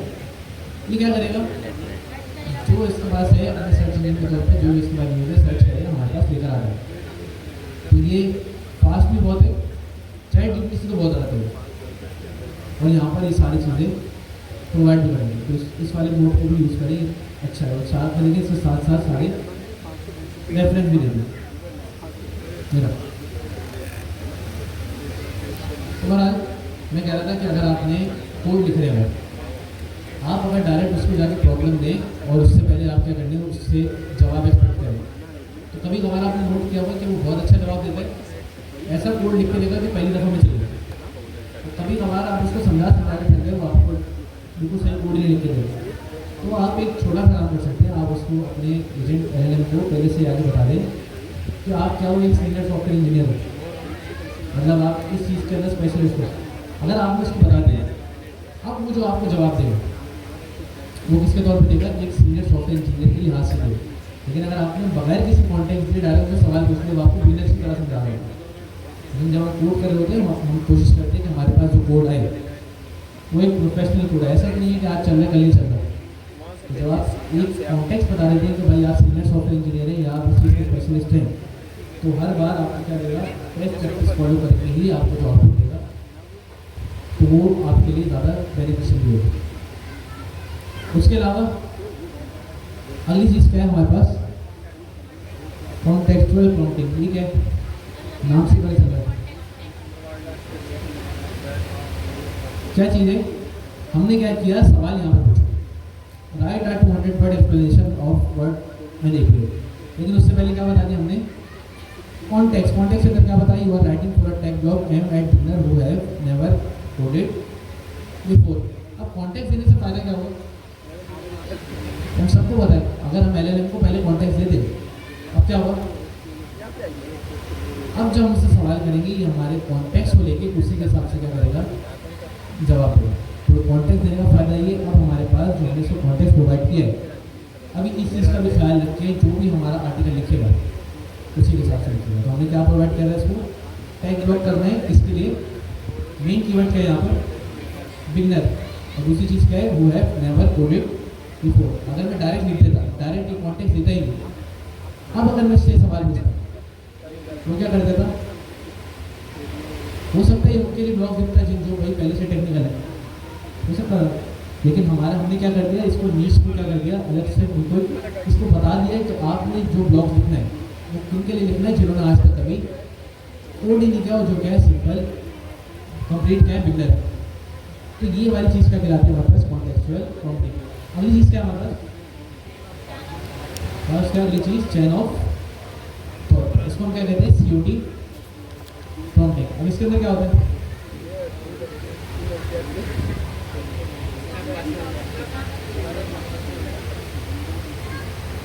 बचपन में जब हम लोग मैट्रिक कर रहे थे या शायद सेकेंडरी में होता हो, तो हमारे पास में बड़े सवाल आते हैं। तो फर्स्ट करो आपके पास 3 एप्पल है, 4 लोग हैं, अगर ये 4 एप्पल 3 लोगों में डिवाइड कर दें कैसे करेंगे, या 3 लोग हैं, जो 4 लोग हैं, 3 एप्पल है, 4 लोगों में हम मतलब क्या करना है, इक्वल डिवाइड करना है, कैसे करेंगे। जो साल होते थे वो पहले हिसाब लगा लेते, लेकिन टीचर तो ऐसे मान देगी कि हमें पूरे फॉर्मूले वगैरह लगा के सब चीज़ें प्रयोग करनी पड़ेगी कि हर किसी के हिस्से में क्या होगा, इतनी चीज़ें आएंगी। उसमें क्या होता था कि हर स्टेप के बाद दूसरा स्टेप आना होता था, हर स्टेप दूसरे वाले स्टेप से दूसरे होता था। हमारे पास जो COT चेन ऑफ थॉट, इसके अंदर क्या होता है, encourage step by step reasoning for complex problem. अब सवाल क्या है हमारे पास, if I was 6 when my sister was half my age, how old my sister when I am 40? लगाए साहब,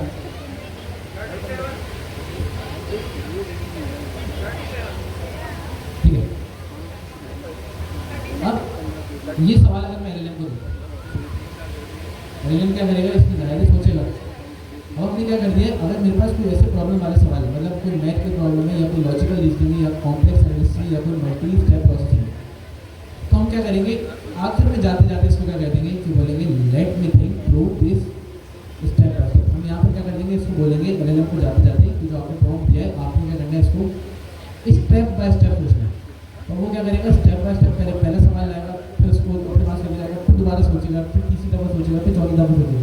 स्टेप बाय स्टेप से फायदा क्या होगा कि अब जो आपके पास एलएलएम जवाब देगा वो क्या होगा, ज़्यादातर स्टेबल होगा। मतलब यहाँ पर बेस्ट प्रैक्टिस क्या है कि आपने क्या लगाना है, let think step by step. और अगली चीज़ क्या है, सेट टेम्परेचर टू 0 भी क्या है यहाँ पर, कंसिस्टेंट रीजनिंग। 0 अगर मैं कर दूँगा, दोबारा अगर हम उस तरह सोचें कि हमारे पास टोकन्स प्रेडिक्ट हो रहे हैं और हमेशा हमारे पास वही वाले टोकन प्रेडिक्ट होंगे जिसकी राइट प्रोबेबिलिटी सबसे ज़्यादा होगी। तो हमारे पास ये वाली कुछ चीज़ें थी प्रॉम्प्ट इंजीनियरिंग के अंदर। आपको प्रॉम्प्ट इंजीनियरिंग इसके अलावा मेरे ख्याल में एक और है DF, 2-3 और है। DF क्या होता है, रीजनिंग प्लस एक्टिंग, मतलब एक्टिंग क्या होता है, रीजनिंग तो हमें पता है,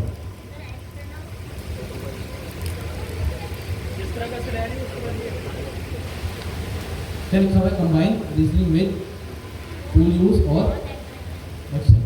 मतलब क्या कर सकता है कि हमने कोई ऐसा प्रॉब्लम, मिसाल के तौर पे अभी तक हम जब एजेंट बना रहे थे, हम अपने इनपुट के अंदर क्या आगे बढ़ा रहे थे कि भाई आपके पास टूल है, आप जाकर उस टूल को कर लो कॉल। इस चीज़ को क्या कहते हैं हम, मतलब हम हमने एक प्रॉम्प्ट इंजीनियरिंग का सवाल दिया, उसमें हमने क्या किया कि हमने पूरी रीज़न भी बताई और उसी के अंदर क्या किया कि आपके पास अगर इसका जवाब ना हो तो आप क्या कर लो, टूल को कॉल। तो वो वाले हमारे पास कौन सी प्रॉम्प्ट इंजीनियरिंग बनती थी, act, reasoning plus act. Act में क्या होगा कि भाई वो क्या करेगा, हमारे पास रीजनिंग भी कर सकता है और हमारे पास जितने टूल है उसको कॉल भी कर सकता है। बहुत जल्दी है भाई, आप लोग को पढ़नी पड़ेगी, अगर मैं इसको पूरा पढ़ा नहीं गया मेरी गाड़ी इससे नहीं रहेगी। वहाँ आइए आप ये वाली चीज़ें और पढ़ने का मेरे एक और चीज़ पढ़ा दूँ जो कि यहाँ पर है, फ्री ऑफ कॉस्ट TOT अपने लाइफ में।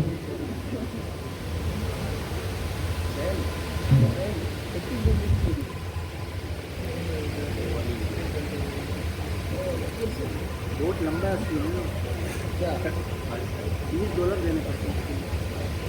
ठीक है, फ्री ऑफ थॉट्स क्या होता है,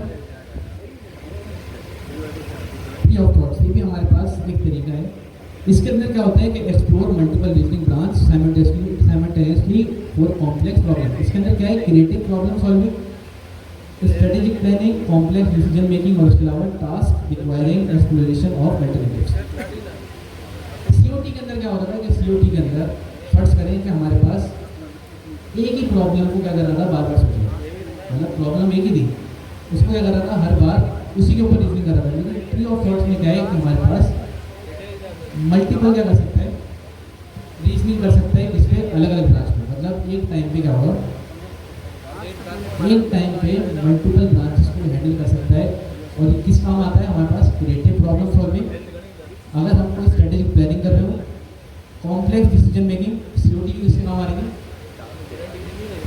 COT की किसके काम आ रही थी, हमारे पास डिसीजन मेकिंग करेंगे, लेकिन ये वाली किसके काम आ रही है, कॉम्प्लेक्स डिसीजन मेकिंग। और अगली चीज़ क्या है यहाँ पर, task requiring exploration of alternatives.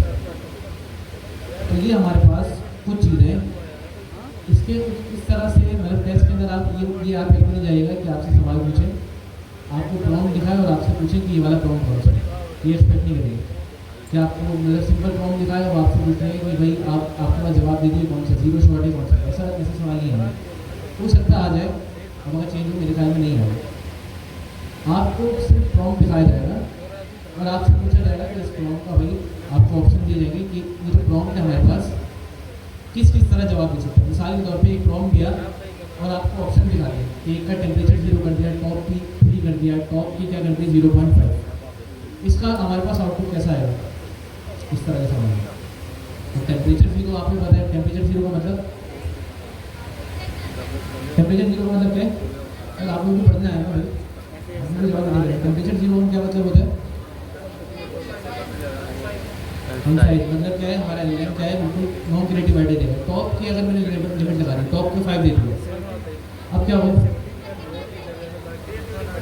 हमारे पास जो टोकन क्या है, टोकन प्रिडिक्ट होंगे वो स्टार्टिंग के कौन से होंगे, बस 5। इसी तरह अगर मैंने टॉप भी लगा दिया परसेंटेज में, वो क्या करेगा, जहाँ तक उसकी प्रोबेबिलिटी होगी जो मैंने पास की, वहाँ तक क्या कर सकता है, उसको उन टोकन्स को पिक करेगा, उसके आगे वो पिक नहीं करेगा। तो भाई 3 चीज़ आपको पता होनी चाहिए। अगर आप सवाल आए तो आप सवाल देख के बस आपको पहचानना है कि जो एलिमेंट जो हमारा प्रॉम्प्ट है, जवाब कैसे देगा, कंसाइज देगा, क्रिएटिव देगा, किस तरह देगा, किस तरह का सवाल है। अगर मैं आपको ये सवाल दिखाऊँ, मैंने शायद लिखा है प्रॉम्प्ट इंजीनियरिंग का सवाल MCQs,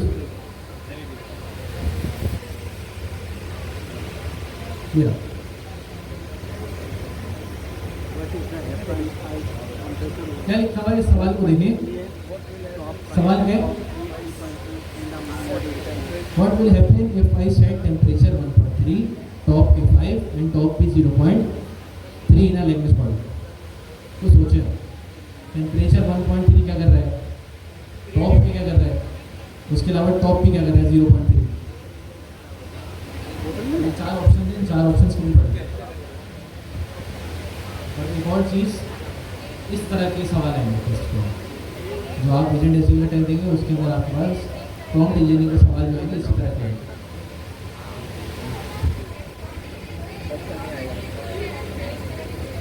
बी आंसर है सर, सर बी आंसर है, बी आंसर है सर, बी।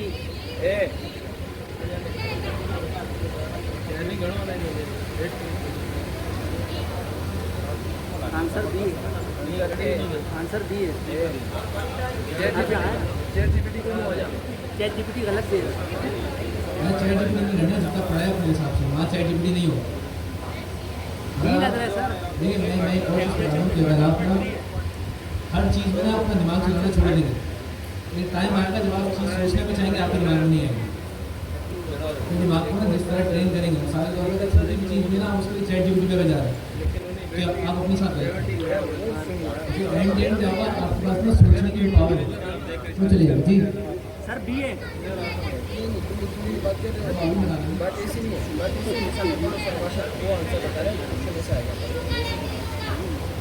देखिए पेपर में ये ऑप्शन नहीं है, या तो बी हो या सी हो। पेपर में एक ही ऑप्शन है, या तो बी लगाना है सी लगाना है। सर खाली बी है सर। सर बी है कंफर्म बी। देखिए टेम्परेचर क्या है यहाँ पर 1.3 1.3 का मतलब क्रिएटिव मतलब कोई क्रिएटिव चल रहा है, मतलब क्रिएटिव आंसर देगा। अब रैंडमली जनरेट करेगा, मतलब हमारे पास जो टोकन प्रेडिक्ट हो रहे हैं इसको क्या करेगा, रैंडमली करेगा। लेकिन मैंने लिमिट लगा दी इसमें। लिमिट क्या लगा दी? स्टार्टिंग में तो 5 टोकन है, वही गैस कर सकता है। उसके अलावा मैंने टॉप पे भी 0.3% लगा दिया। लिमिट कर दिया मैंने लिमिट कर दिया अपने मॉडल को। अब तो मैंने लिमिट कर दिया। अब दोबारा सोचें अब आउटपुट क्या है। बी है सर। ए वाले कितने लोग ठीक है, कितने लोग कह रहे हैं कि इसका आउटपुट भी आएगा। अच्छा मैं सी डी पे नहीं जा रहा, लेकिन कितने लोग हैं जो समझते हैं कि सी या डी में से कोई आएगा।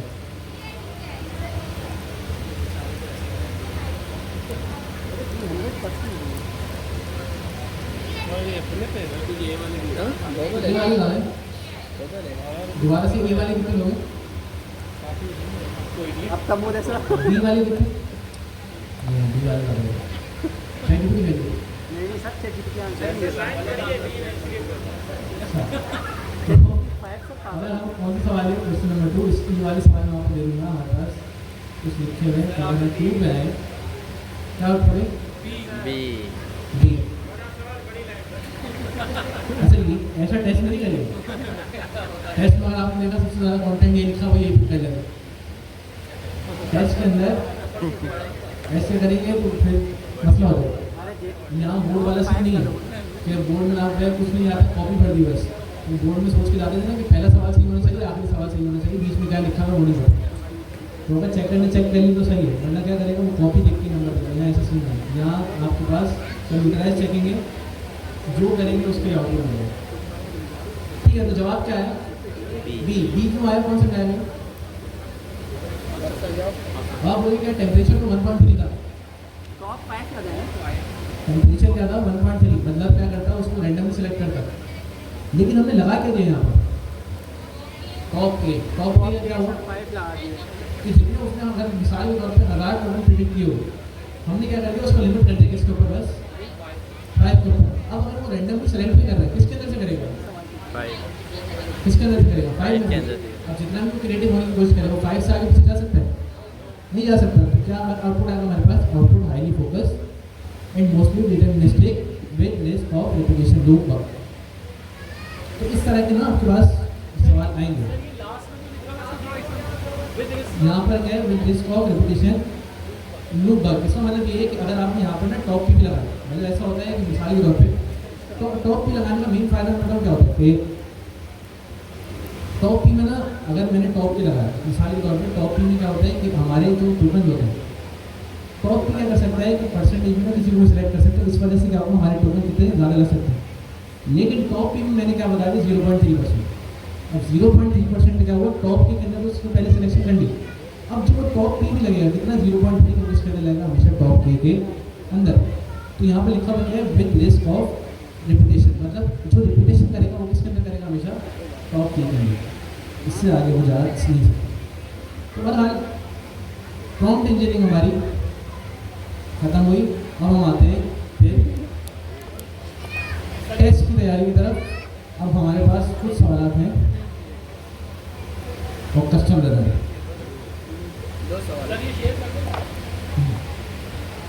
मार्कडाउन कितने लोगों ने पढ़ा है?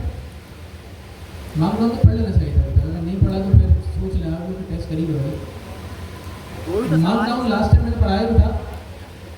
मार्कडाउन के अंदर पहला सवाल क्या लिखा हुआ है, what will be the render output of the following markdown syntax.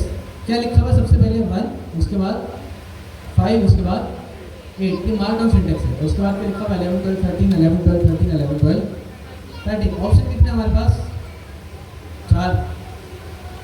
पहला आउटपुट क्या आ रहा है इसका 1 2 3 11 12 13, इसका भी यही आ रहा है। अच्छा ये ना यहाँ पर मैंने शायद ना यहीं पे कॉपी पेस्ट कर दिया, तो 1 2 3 नहीं है, इसका क्या आएगा यहाँ पर आएगा 5, सवाल नहीं था ना। हाँ और यहाँ पर क्या आएगा,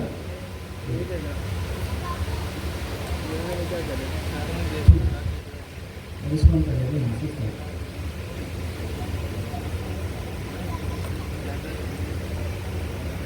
ठीक है, तो अब इसका आउटपुट क्या है, पहला आउटपुट क्या है हमारे पास मार्कडाउन सिंटैक्स में क्या जा रहा है 1 5 8 11 12 13।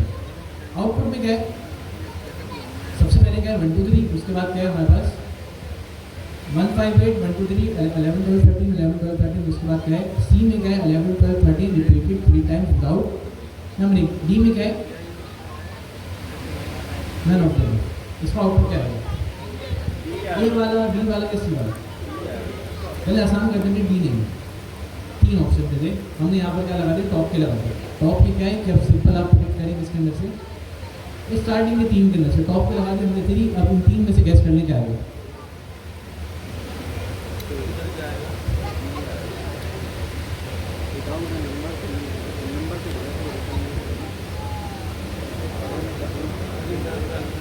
जिन्होंने टेस्ट दिया हुआ ना उनको पता है कि टेस्ट में इस तरह के सवाल आएगा।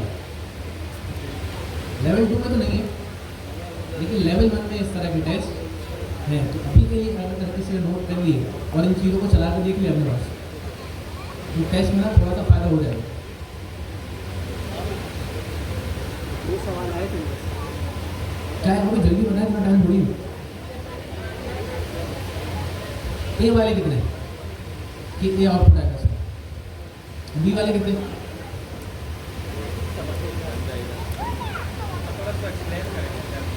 नहीं मार्कडाउन सिंटैक्स तो आपको बनना है ना।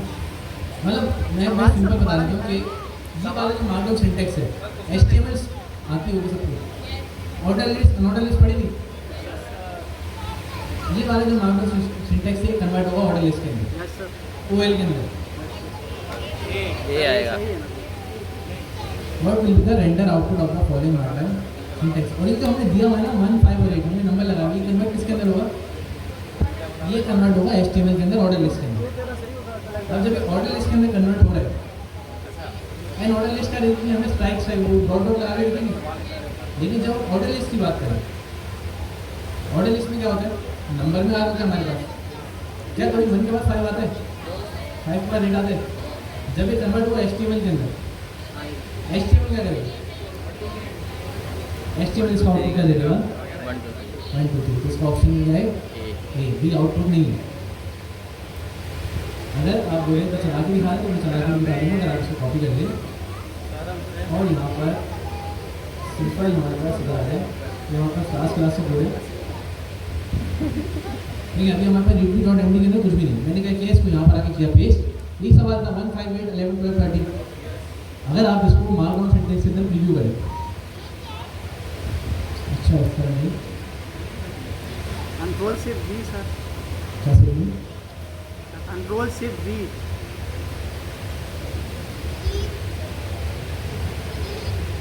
इसको हटाते हैं ऐसे और इसको कर देते हैं। अच्छा प्रीव्यू इसी तरह होता है ना यहाँ पे, देखिए क्या आउटपुट आया नजर आ रहे। रीडमी डॉट एमडी में क्या दिया मैंने 1 5 8, लेकिन जो हमारे पास आउटपुट आया रीडमी में क्या आया 1 2 3 11 12 13 ये आया। तो अगर आप इधर आके देखें ऑप्शन में कहीं ऐसा मेरे पास ऑप्शन नहीं, आप मतलब यहाँ पर कहीं ऑप्शन दिया हुआ ये वाला, अब बताए क्या आएगा ए या बी। ए मार्कडाउन सिंटैक्स भी एंड एंड आपने चला के देखना है और ऐसा सवाल ऐसा सवाल शायद टेस्ट में आ गया, इसको चला के देखिए मुझे प्लीज।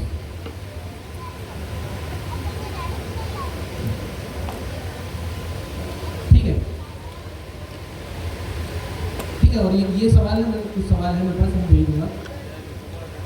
ये देखिए, यहाँ पर हमने एक सवाल जोड़ा और यहाँ पर एक और सवाल भी आ गया, इसका प्रॉब्लम नहीं है।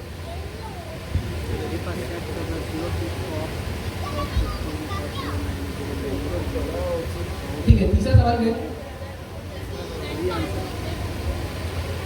सेट टेम्परेचर क्या करें? 0.03। टॉप पे क्या कर लिया हमने?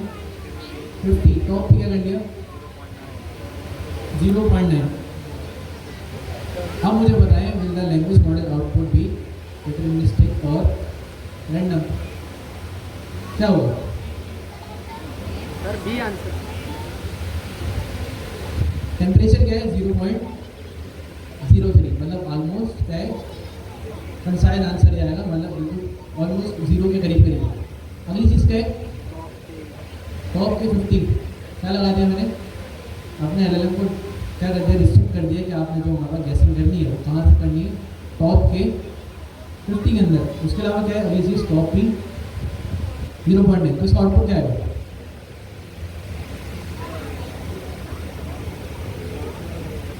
जल्दी बताएं, होगी हमने कोड भी भरना। Sir B. एक नहीं आएगा, एक नहीं आएगा। टेम्परेचर देखिए कितना किया होगा? 0.03। अच्छा, बी वाले कितने? ए वाले, सी वाले? सी तो सर हो नहीं सकता। ठीक है, तो सवाल नंबर कौन सा? Question number 3। अगर हम नीचे आ रहे हैं, क्या आउटपुट है इसका? बी। तो अगर हम यहाँ पर आगे देखें, बी के अंदर क्या लिखा होगा? Almost deterministic with a very little randomness, क्योंकि क्या दिया हुआ हमने? 0.03। अगला क्या है? आंसर सर पहले भी तो हमने पढ़ा है ना लास्ट में। If the tool is set to run, will the language model LLM answer the question on its own or attempt to call a tool? क्या है? Sir B. बी आएगा। बी के बाद इसमें पास करना पड़ेगा। बी आएगा। इसका तो आंसर होता सर? था, नन होता था, रिक्वायर्ड होता था, ऑटो होता था, और एक और भी होता है, चौथा नाम भी होता है। सिंपल में क्या करो? टूल चॉइस के अंदर टूल का नाम दे दो। अब क्या होगा? कोई भी सवाल पूछो, उस टूल को कॉल करेगा। ये 4 होते हैं, याद रखिए। और टूल बिहेवियर के अंदर कितने होते थे? 3। कौन कौन से? रन एलएलएम अगेन, इसके अलावा स्टॉप एट फर्स्ट टूल, और एक क्लास आती थी हमारे पास स्टॉप एट टूल, जिसके अंदर हम क्या बात करते थे? स्टॉप एट टूल नेम, और उसके अंदर क्या करते थे? टूल का नाम। अच्छा, ये चीज़ें याद करने के लिए देंगे, बस आपने क्या करना है कि उनके साथ खेलना है। जैसे जैसे आप प्रैक्टिस करते रहेंगे वो चीज़ें आपको याद होती रहेंगी। अब मुझे बताइए, अगर मैंने यहाँ पर क्या कर लिया? नन कर दिया, अब क्या करेंगे? अच्छा, नजर आ रहा है? टूल चॉइस कर दिया मैंने, नन। अब क्या होगा? टूल कॉल नहीं होगा, तो एलएलएम क्या करेगा? ठीक से जवाब देगा। तो अगर सवाल नंबर 4 पे है तो भाई ऐसे एक चीज़ जवाब सिर्फ 4 का देखिए, ठीक है? तो क्या है इसका आउटपुट? बी। 5 के सर सी। हमने 5। सर हमने पहले देख लिया। अच्छा, सी के बाद ए। ठीक है, क्या लिखा हुआ? सवाल पढ़ लेते हैं। ये तो पढ़ लिया ना हमने। ठीक है, अगर हम एजेंट के अंदर इंस्ट्रक्शन पास ना करें तो क्या है? हमारा एजेंट फिर भी चलेगा। और ऐसे सवाल फिर टेस्ट के अंदर आएंगे। मतलब क्या? इसका भी ऑप्शन लिख लिया होगा, ये भी पता है शायद क्लास में। तो बाय डिफॉल्ट कौन सा मॉडल चलता है? हर 4.1। हर 4.1 हर अपडेट होते हैं। अच्छा, 4.1 है सर। जब तक हमने टाइम दिया तो बाय डिफॉल्ट कौन सा मॉडल चलता है? GPT 4o। अगर सवाल पुरानी बने हुए तो 4o ही लगाना है, क्योंकि सिस्टम के बाद वो चीज़ अपडेट नहीं हुई। 4.1 नहीं हुआ तो सर 4.0 लगा दो।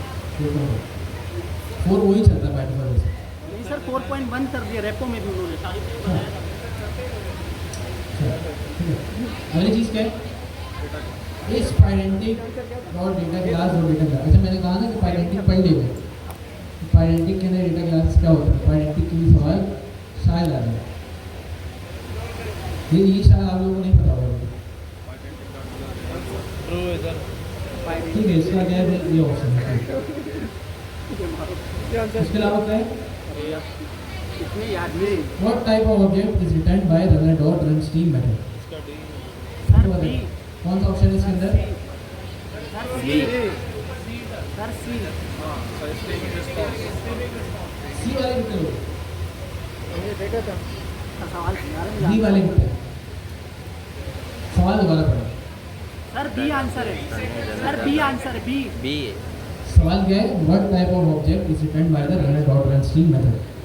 अभी आ गए। बी है सर। ये सवाल पर कौन सा ऑब्जेक्ट रिटर्न करते हैं? रन रिजल्ट स्ट्रीमिंग या streaming response? Run result streaming. अच्छा पहले ये बताएं कि अगर यहाँ पर सिर्फ रनर डॉट रन होता, अगर सिर्फ रनर डॉट रन होता, रन स्ट्रीम होता ही, तब क्या आउटपुट आता है? तब इसका आउटपुट आता है कि कौन सा ऑब्जेक्ट रिटर्न कर रहा है? Run result. Runner dot run streaming में नहीं करेगा। रनर डॉट रन हमेशा किसमें करेगा? सिंपल एसएमएस यहाँ पर रन रिजल्ट। उसके बाद अगर मैंने रन स्ट्रीम लगा दिया, अब कौन सा यहाँ पर ऑब्जेक्ट रिटर्न करेगा? बी या सी? बी सी वाले में लगा। सी वाले कितने होते हैं? Streaming response 1 2। ठीक है, और बी वाले कितने? ठीक है, तो सवाल नंबर 8 क्या आगे यहाँ पर? थोड़ा ऊपर करें सर। नजर नहीं आ रहा। नजर नहीं आ रहा मैंने सर। बता दी बी है। आप उसके बाद में 9 10 में लिखेंगे। ठीक है, अगला सवाल क्या है?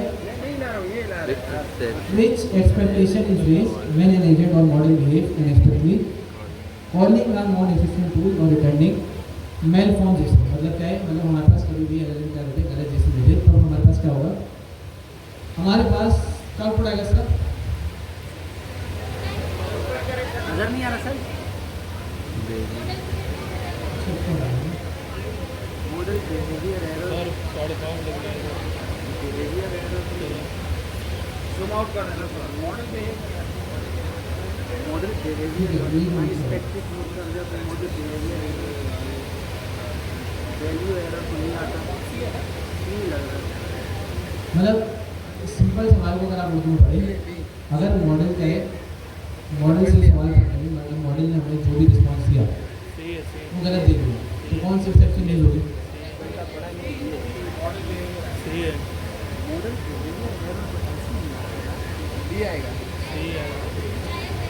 तो रन टाइम में इसका हमारे पास आउटपुट क्या है? मॉडल बिहेवियर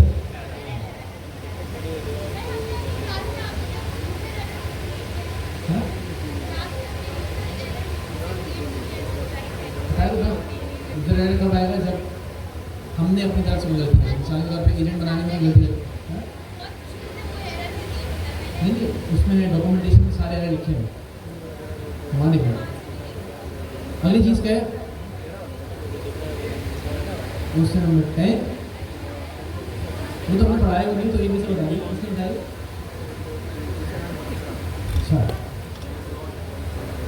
या तो मैंने ज़्यादा सवाल कर दिया था, या तो पढ़ गया था। क्या लिखा हुआ है? What does resolve in model settings do? अगर आप मॉडल सेटिंग्स के अंदर वो API रेफरेंस पढ़ेंगे ना, तो उसके अंदर आपको और भी चीज़ें मिलेंगी, तो उसको भी आप लोगों ने कोशिश करना है यहाँ पर पढ़ना। मॉडल सेटिंग्स के अंदर हमने क्या कर पास करें? अगर रिजॉल्व का नाम है, अगर मैंने रिजॉल्व पास किया, ये कितने लोगों को पता है? क्या करेंगे? बी दे रहे सर, रीसेट कर देगा डिफॉल्ट मॉडल क्या है sir? B answer.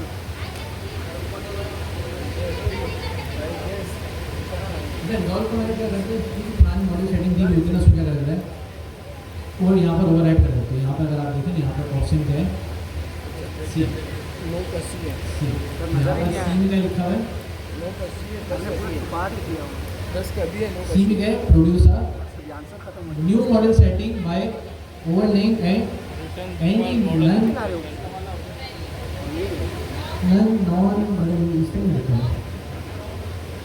Non values of from the over मतलब रिजॉल्व का सिंपल से समझ लें कि क्या करता है पुरानी वैल्यूज इसको क्या करेगा तो मतलब अगर इसको शॉर्ट फॉर्म करके मिल जाए तो गलत हो जाएगा कोशिश करेंगे ये बड़ी लाइन पे नहीं जाए तो ये कोई 10 सवाल थे इसी 10 मतलब ये सब बहुत ईजी थे लेकिन अगर ये 10 सवाल किसी को समझ आ रहे इसी 10 सवाल के करीब सारे सवाल मैंने आपको बताया ना लेवल 1 टेस्ट के अंदर सबसे अच्छी आपकी चीज़ होनी चाहिए प्रॉम्प्ट इंजीनियरिंग उसके अलावा आपको एजेंट एनालिसिस क्लास में बहुत अच्छे से पता होना चाहिए कि उसके अंदर कितने मेथड हैं आपको लाइफ साइकिल को पता होना चाहिए एजेंट हुक क्या है रन हुक क्या है उसके अलावा टूल्स ऑफ की वाली चीज़ ऐसे छोटे छोटे सवाल टेस्ट के अंदर हैं